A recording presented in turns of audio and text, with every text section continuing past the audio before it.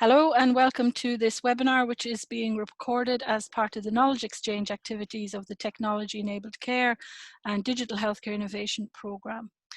This webinar is being recorded with two national leads. I'm delighted to say we have Brian McKinstry, who is Emeritus Professor for Primary Care and eHealth at Edinburgh University and Clinical Lead for Scale Up BP. And we also have Morag Harty, who is the National Lead for Home and Mobile Health Monitoring.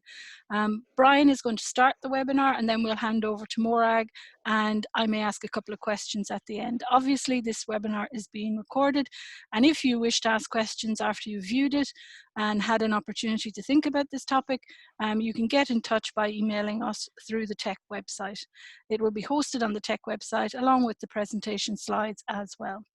Now, as you can see from the title slide, this session is going to be about telemonitoring in COVID as a part of the response to COVID-19, but actually it's about more than that as well. It's about how we're developing new ways to deliver services and how we're actually building on stuff that we have been doing already. So the work that's being developed in Scotland and is being developed, not just as part of the response to COVID-19, but has come very sharply into focus as part of our response and how we manage service delivery, particularly for people who have long-term conditions and also in the acute management stage. So I'm going to hand over to Brian and let him carry on with his presentation. Thank you, Brian. And thank you, Nessa, and thank you for joining us today. I'm going to talk about a little bit about the background to the COVID-19 and how it impacts on long-term condition management, how telehealthcare can be a solution to this. But the main thing we're going to concentrate on today is managing acute COVID, and in particular the telemonitoring of acute COVID. And we hope to do another presentation on how telehealthcare can be used more generally during the COVID epidemic in a later webcast. So COVID-19, I'm sure everybody knows this now, is a novel, highly infectious virus. It's mainly airborne, but it's also contact spread. It doesn't affect everyone equally. Older people suffer much worse from it, as do people from Black and ethnic minority groups. People with cardiovascular disease, diabetes, and who are obese also suffer worse than others. And in younger men suffer worse than older men. Younger men suffer worse than younger women with this condition as well. So at the moment, the only management we have for this is distancing and quarantine. And we would hope that soon there will be a vaccine. But even if there is one, it will be some time before it's available. Now, the implications for that are that we need to reduce footfall in hospitals and GP practices to prevent infection. And this has created a challenge to both acute and long-term condition management. And it's likely to persist for at least a year. But the problem is that more people may die from unmanaged long-term conditions than from COVID-19. So it's something we really have to think about. So telehealth may well be a solution to this. We know that telemonitoring for long-term conditions has been around for a very long time. And people have been pushing it for quite a long time, but uptake has been quite slow. People have, one of the problems is that the evidence of effectiveness and cost effectiveness has been variable. So there's really strong evidence that managing blood pressure and diabetes by telemonitoring is not only effective in terms of improving better outcome, reducing better outcomes, but also in terms of cost effectiveness. The evidence is less strong for congestive cardiac failure. It appears to be effective in the first 6 months, but thereafter less effective. So particularly good for unstable people who are in and out of hospital, but maybe less good for more stable people with congestive cardiac failure. The evidence in chronic obstructive pulmonary disease and asthma is less good. There's less evidence that it's effective in terms of saving time or that it actually produces better outcomes. However, there's still quite a bit of work going on in this, and people are trying to improve algorithms, trying to improve the ways in which we measure these conditions to see if that can be made better. Clinical inertia is another major reason why people don't take this up. It's very, very difficult to get doctors and nurses to try out new things. But COVID-19 has changed all that. Telemonitoring and teleconsultation can reduce the footfall in practices and reduce the risk of infections contracted there. And remote management, even in these conditions like COPD and asthma, is better than no management at all. If we look at self-monitoring in long-term conditions, they really fall into two main groups. Asymptomatic conditions like high blood pressure and diabetes. And there, it's fairly straightforward. We've physiological measures, blood pressure, weight, blood glucose. We can back this up by telephone or video review. It can be an asynchronous management in a quite straightforward way. You can build in alerts for very, very high or low readings that the patients can get in touch with you. So, and these are the conditions that are most successfully treated by telemonitoring. So if we have symptomatic, potentially unstable conditions though, like COPD, heart failure, and asthma, it's important to keep symptom diaries as well, because they are as important as the physiological measures. And there are a variety of physiological measures we can use in chronic obstructive pulmonary disease and in heart failure. But so we use these alongside a self-management plan with telephone or video review. And one of the advantages, for example, of video review is that you can check inhaler use, you can check someone doing a peak expiratory flow in a way that you can't with telephone. But these conditions may require closer observation. They may trigger more frequently and may increase workload. And it's something that we have to keep an eye on. As I said, we'll come back to the challenges of managing long-term conditions in a future webinar. Today, we're going to talk mainly about COVID-19. Now, it's a multi-system disease, and it primarily affects the lungs, but there are also receptors for COVID-19 in blood vessels, in gut, kidney, liver, brain, and heart. But the main symptoms are related to the lungs with cough, fever, breathlessness, but we also get diarrhea and anosmia as well. Acute respiratory failure is the major cause of death in COVID-19, but thrombosis is increasingly being found to be a major feature too. So deep venous thrombosis, pulmonary embolism, stroke, myocardial infarction are all features of COVID-19. And we believe that an altered immune response also has a role, that some people's immune response actually facilitates the development of the condition. If we look at acute respiratory failure, around 1 in 6 need some support of some kind. So they need high flow oxygen, CPAP, or ventilation. One of the big features of this is that there's a relatively sudden increase in breathlessness. People are going along quite happily for the first 5-6 days of this condition, and then over 24, 48 hours, suddenly develop symptoms. Worryingly, some people develop very low oxygen levels with relatively few symptoms. And that's a particular concern, because when these people present, sometimes with oximetry as low as 74%, they need to immediately go on ventilators.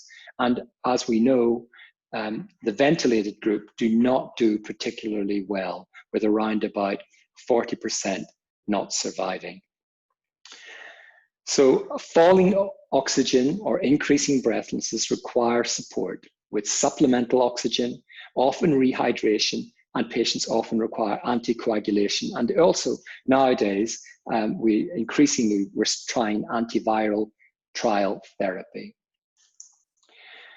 So identifying people allows early intervention. And if we look at people who present later, they do much worse. So people who are identified in hospital, for example, while they're already in hospital, have 40% less risk of doing badly than people who present late. People who present late have a 30% excess risk over the average. Some groups are particularly likely to present late, and it's quite interesting. NHS staff are particularly likely to present late. People with problems of obesity, Black and ethnic minority patients, and people under the age of 50 are likely to present late. So we need a system which both identifies the deterioration and encourages people to contact services if they become ill. So teleCOVID is a system which allows patients to record symptoms and measurements. Each day, patients are asked to record symptoms of breathlessness, whether they have none, whether it's maybe at rest on minimal effort or at moderate effort, if they have a cough, a fever, or a temperature. And twice daily, they're asked to do oxygen saturation at rest, after resting for 20 minutes, and after 1 minute brisk walking. And they're also asked to do their pulse at rest as well and take their temperature. This is the system as it works. So at the moment, the patient here completes their symptom diary and physiological readings. And at the moment, we're using Florence to send these readings by text to a remote server. If the readings fall above or below the target, or if the symptoms suggest deterioration, then they are automatically asked to contact the call centers. 111 is what they're normally asked to call. A clinician would have the opportunity to look at these readings online and to give advice. But we also have a written management plan for the patient to have as a fail-safe in case there's any sort of failure with this system. This is an example of the decision algorithm that we've used. So this one's for breathlessness. Are you feeling breathless? And if they say they're not, then we don't ask them any more questions about breathlessness. If they say they're feeling less breathless than yesterday, then we ask a series of questions. And if it's at rest, they are asked to call for advice. If they're saying they're more breathless than they've been the day before, and even if they are restless on some activity, we ask them to discuss that with the doctor or nurse. Similarly, with oxygen saturation, if their oxygen saturation drops below 94%, we ask them to call for advice. And this is just a recent development because of feedback from clinicians. We've decided that a very low oxygen saturation should trigger a 999 call. So the patients we select are those attending assessment centres, but are considered well enough to go home. Those at moderate risk will be offered a symptom tracker only. High-risk patients will be offered a symptom tracker plus monitoring. And we haven't completely firmed up who's going to be high risk, but we suspect it'll be anyone over 60 or people over 50 with any additional risk factor. However, people with COPD, bronchiectasis, or interstitial lung disease will be given a symptom tracker only, and that's because it's actually quite difficult to interpret oximetry in these conditions. Our experience to date, it's been launched in Highland, but of course, as everyone knows, the COVID rate has dropped rapidly, and it's dropped rapidly, particularly in Highland. So we've had 2 patients going through the system, but they represented roughly 40% of all the patients there were in Highland. And we had 1 alert from one of those patients, which was dealt with appropriately. So we felt that although it was a very small test, it was quite an effective one. We're hoping to launch in Lothian in the next few weeks as well. Now I'm going to hand over to my colleague, Morag, who's going to talk about the challenges and opportunities that this raises.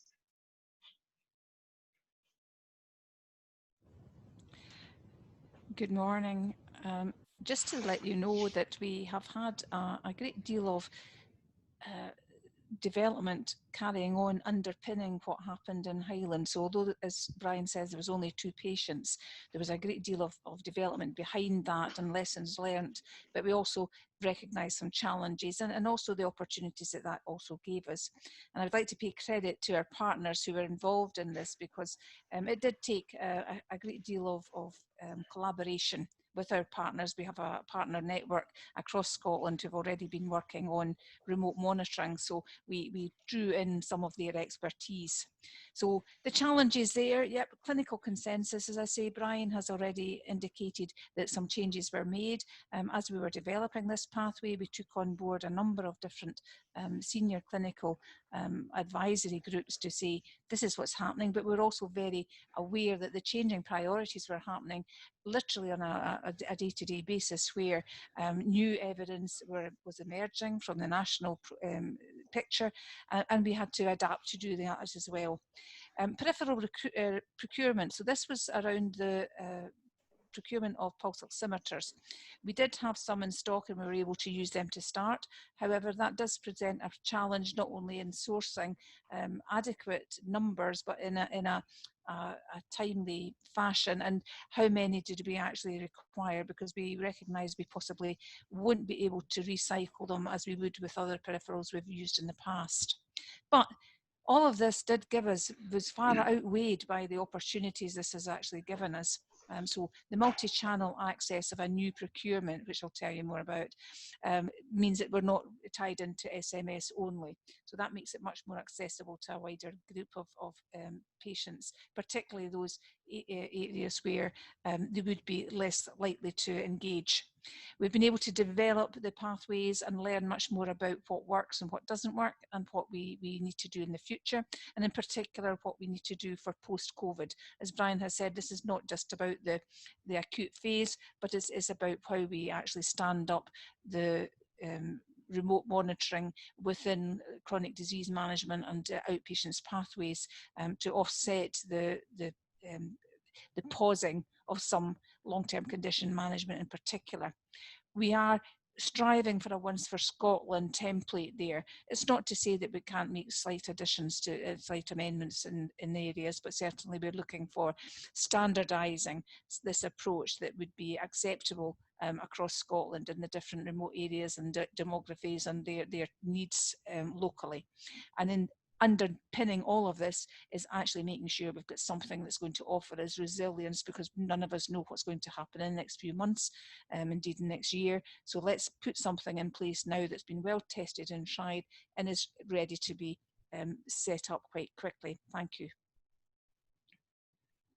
So the in-health provision was an emergency procurement, and was able to offer us that multi-channel, and it already had some pathways built into the system that we can use. And we've just started, we procured that just last week, and we look forward to taking this forward in the next few weeks.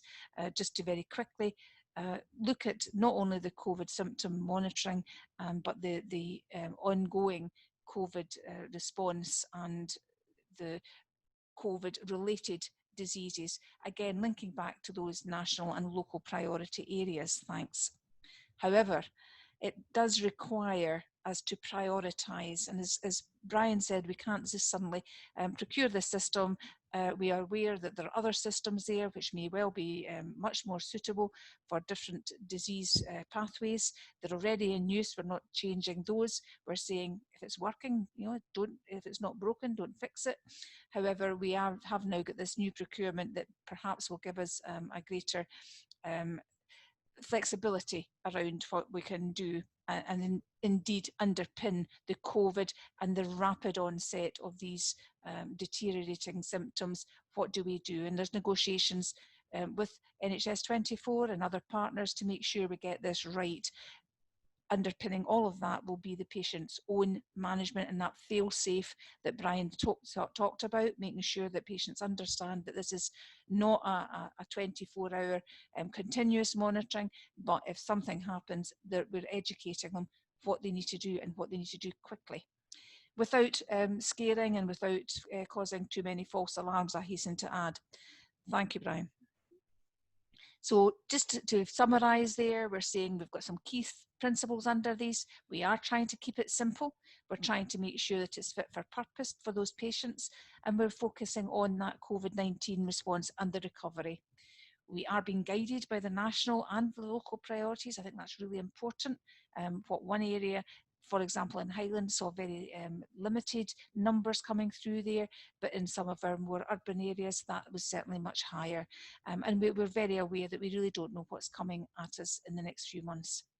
We're looking at the problem first. As I've said, we're looking at what is the need, and then looking at what technology best fits that. It's not a case of one size fits all. We're saying this is something that we can look at what's the best fit for the particular problem.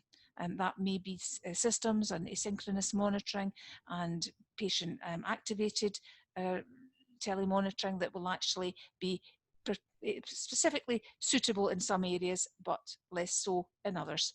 And underpinning all of this was this collaboration, our co-design. We've already started. We've got a great history and legacy of our network in Scotland, and we share the learning quite freely, and that's been very obvious in these last few weeks. And thank you to all those who have contributed.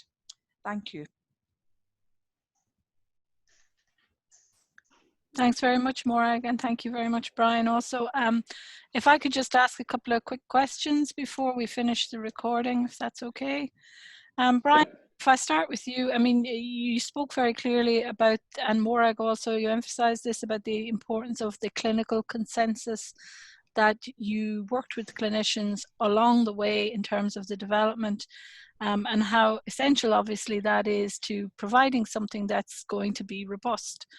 And I just wondered if you could speak a little bit about what the challenges were. And the reason I raised the clinical consensus is, obviously you've emphasized that the knowledge, the evidence base, things have changed because of the situation that we're in with COVID.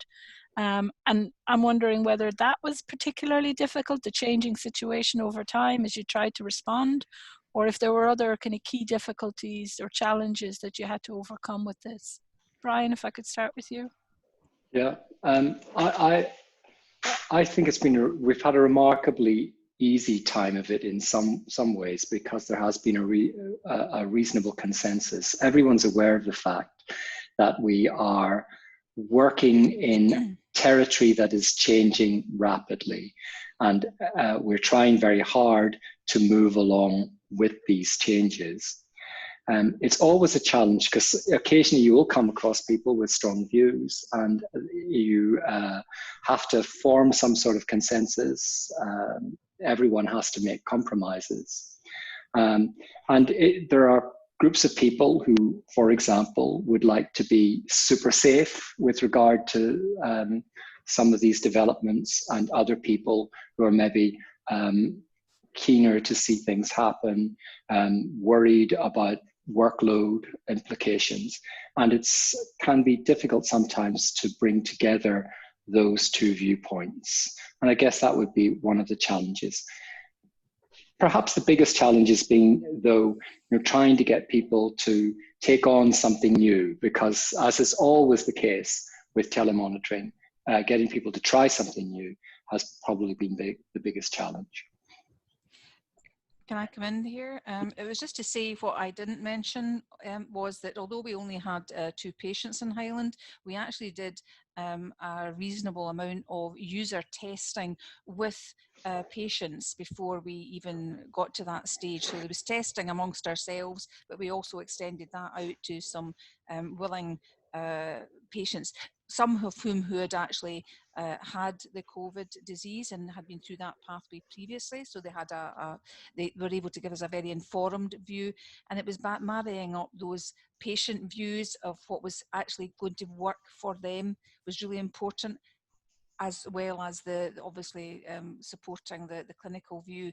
So it was marrying that up, getting the language to make it sensible to a layperson, not just in clinical terms. So, and I would absolutely agree with what Brian said. I think we were absolutely amazed how quickly and respectfully people agreed a consensus, but it had to be recognised that it did take a little bit of time in the development.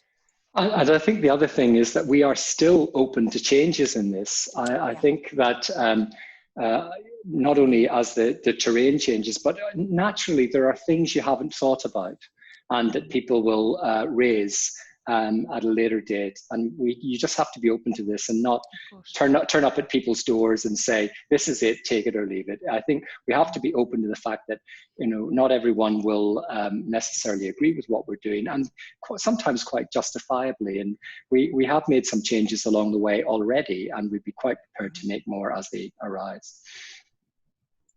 The other point I just wanted to emphasize, and this isn't really so much of a question as an observation on my part, that again, both of you at different points spoke about the way that this tool or this ability to help citizens, help patients identify their own state of health, in a sense. I'm not explaining that very well, but how well they may be at that on that particular day, or what their condition is doing.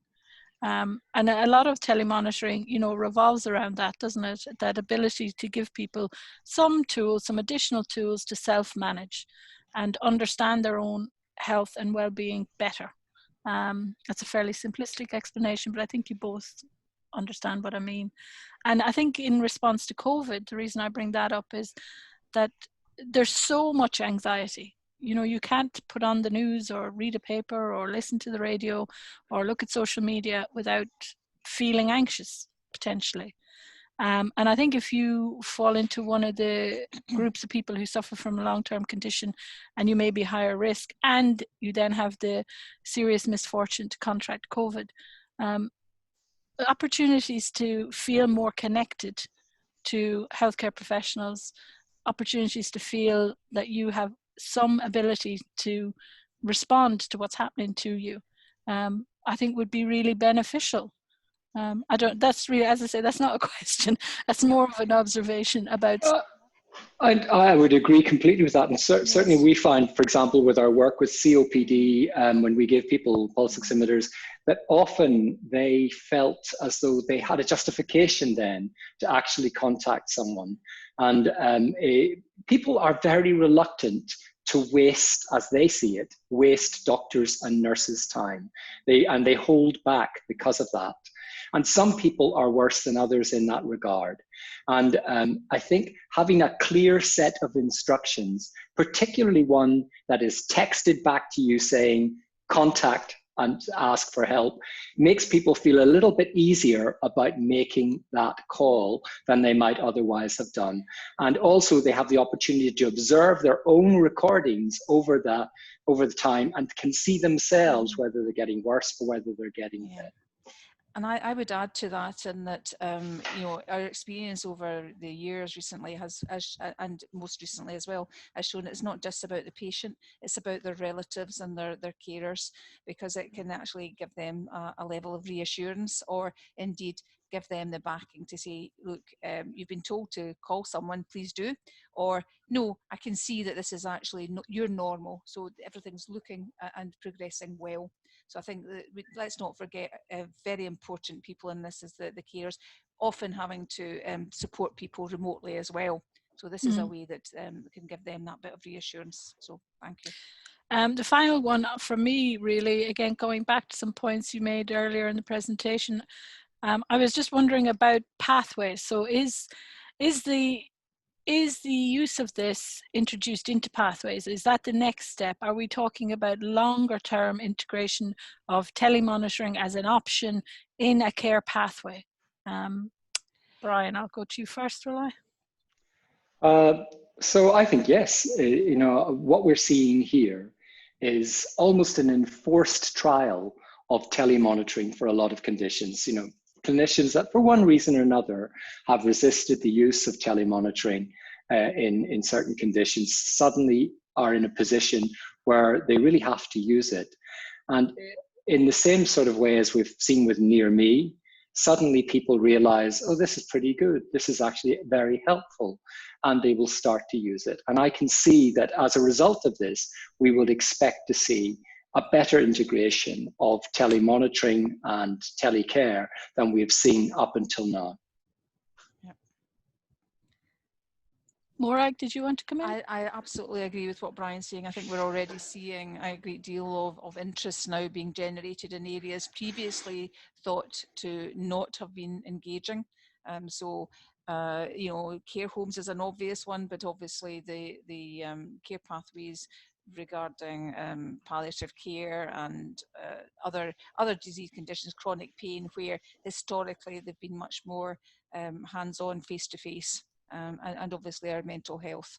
So I think there's other areas that are definitely beginning to realise that there are definite advantages to telemonitoring prior to any sort of contact. So definitely the way forward. Well, on that positive note, I think that's probably a good place to leave it, just to say thanks to you both for your time. And as Brian mentioned, we will be doing another short webinar focusing more on the challenges of managing long-term conditions in the future. And again, I'm sure the roles of telehealth and telemonitoring will be up for discussion in that one. So thanks again to you both. Thank you. Thank you.